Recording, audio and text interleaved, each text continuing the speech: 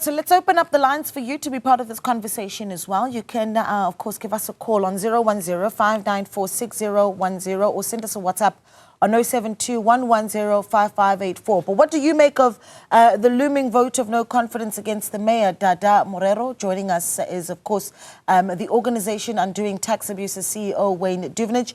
Wayne, good evening to you. Thank you so much for joining us. You know, I had to actually come back and almost check the numbers because what a turnaround time we've had of mayors. And I think if I count, and perhaps you can help me with the numbers as well.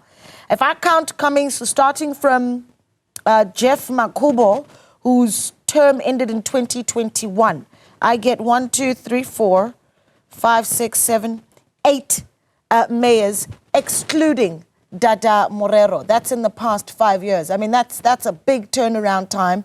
What do you make of this discussion around a looming vote of no confidence against the mayor, that list just growing longer? Yeah, it is. Look, whether it's going to succeed or not is another story. But you're right, you go back to Parks Towers' time 10 years ago or 9 years ago, we've had 10 mayors. So it really is a recipe for disaster. There's no stability, there's no continuity. And with these political changes come changes in the administration, temporary positions, suspensions, and you can never run a city. This is the biggest city, 85 billion rand budget. And it is really, you can see it every day. We don't need to tell you about it. I mean, simple things like painting road markings in the streets. I mean, that's not difficult. It's not even costly, but it's so essential to road safety and dealing with congestion. And they can't even get that right. So this is certainly far from any world-class city. It's in a mess and it's getting worse every day. Now, you know, will a motion of no confidence be pulled off? If you look at the rhetoric, the coalition partners are standing together. You know, this is ANC, Action SA, EFF, and Patriotic Alliance. I think that's all they need, really.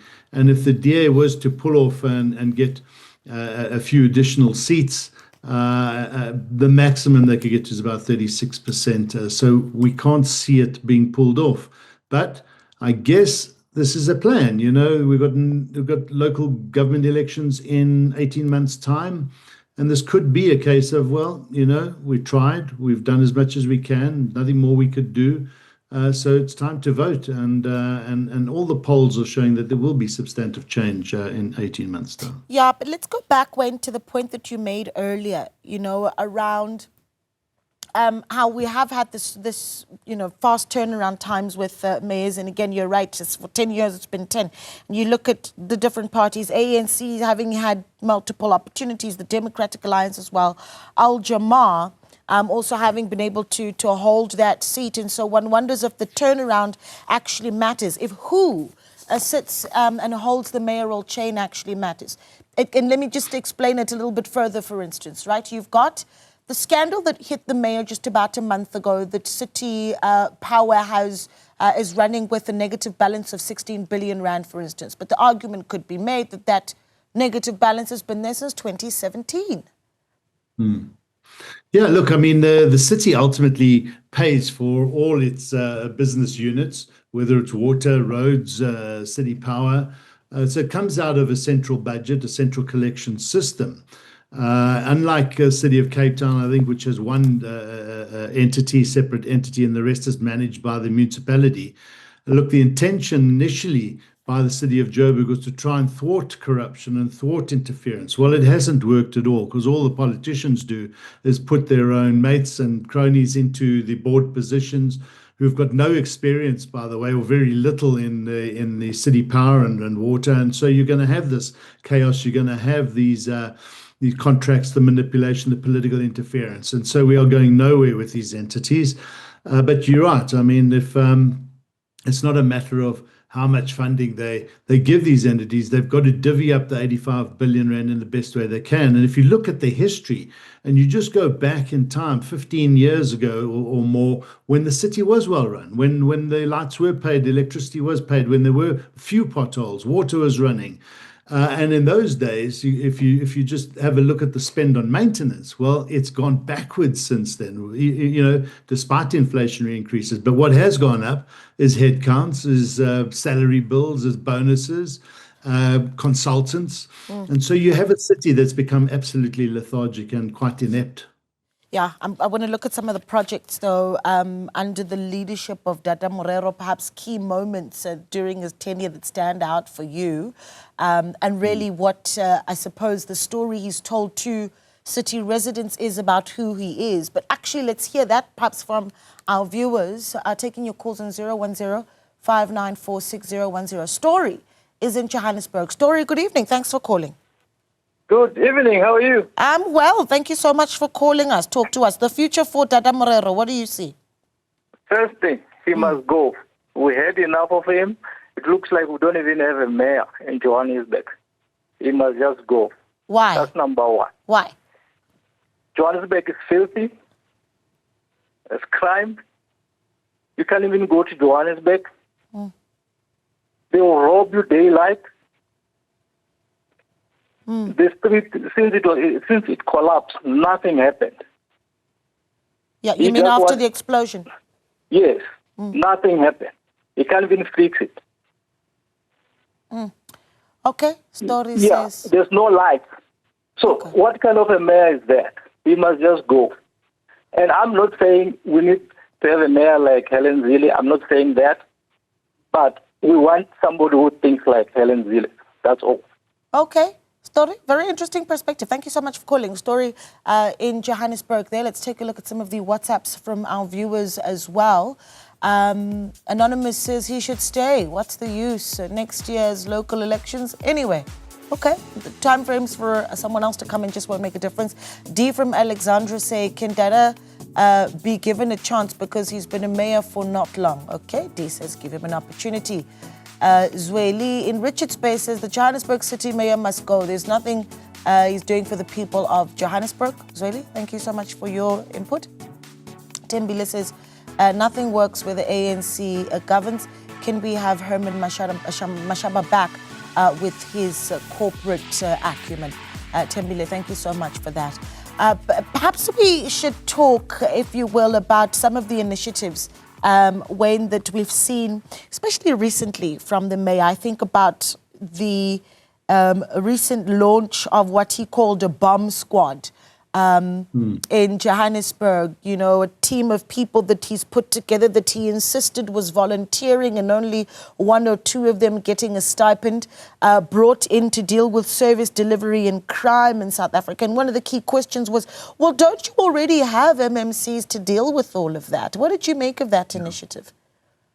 Yeah, exactly. I think it's a farce. It's a distraction. And again, as you say, why bring in a bomb squad when you're paying people to do this job? Are you telling us that you're that inept and cannot do your own job? And then you get this confusion. You get the bomb squad coming in and trying to give instructions to the operating team, and the person who's in charge sits there, and then everybody gets confused. Who are we taking instructions from? So it's going to cause more chaos as far as we're concerned. It really is just a distraction. And I think to Story and the other callers' points, Lillian Goya Street is blown up 2 years ago. A contractor was appointed, millions paid, they ducked, they went off. No one's been held accountable. That contractor, by the way, had a history of being paid and not finishing contracts. They can see this stuff. And so, if there's no accountability, and remember, Dada Morero was the MEC or the MMC for finance of the city when Gwamanda was in charge. Gwamanda was a puppet. It was literally the ANC with Morero really pulling the strings anyway. So he's been around a long time. And the city has literally been in the hands of this political entity, barring a year under Mpopolati and the DA, when you can really get little done. I'm not punting for the DA, I'm just stating those are the facts. This is a history of political interference and mismanagement by people who, quite frankly, if you look at the Joburg Roads Agency, they lowered the qualifications to allow the new CEO to come in. This is about catered deployment, and this is not about running a city in the best interest of its residents and its businesses. It's all about who gets the money, who gets the tenders, who gets the favors. And we will go backwards. We'll continue to go backwards until we have a serious change in management. Hopefully this presidential committee, these working groups and working committees can do something, but we don't see much hope there. Helen Boertes, who comes from the city of Joburg, there's big problems with her in the past, is heading up a lot of the work that's taking place there. So it really is a mess, quite frankly. Yeah, we were, of course, scheduled to have a conversation with the mayor within this hour, Wayne, and unfortunately, just at around the 11th hour, we were told that he had been summoned into a meeting with the SG of the African National Congress. One would imagine that would be to prepare for the week that is coming, where this motion of no confidence is set to take place. What is it that, if at all, in that meeting, of course, we're hearing also taking place with the Premier, Panyaza Lesufi, what is it that you imagine could possibly be said in that meeting? And if we throw the bows and assume, as you did a little bit earlier, that he might very well survive the motion of no confidence, what does he need to do to protect or save face for the upcoming local government elections in the 18 months that follow?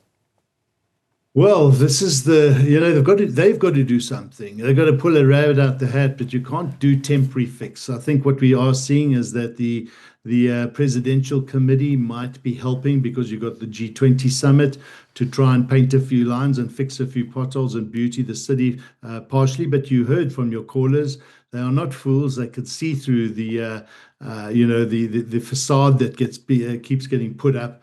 What any party needs to do is to go and get more voters to participate in voting. I think there's various political dynamics at play here, but all the polls are indicating that the DA could have the largest number. They're never going to get over 50%, but if that's the case, MK becomes a third biggest party. EFF dying. Action SA seems to have lost a lot of their votes because of the coalition that they split away from, and their votes really are going to the EFF and the ANC. And a lot of their votes, by the way, came from the from the northern suburbs voters. So I guess we're going to see a very, very different outcome.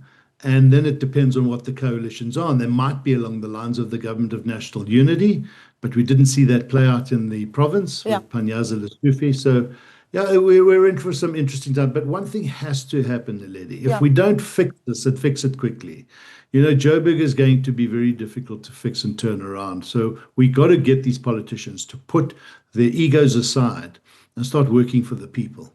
Yeah, perhaps we'll catch up after or towards the end of the week. Wayne, thank you so much for your time. Always appreciated.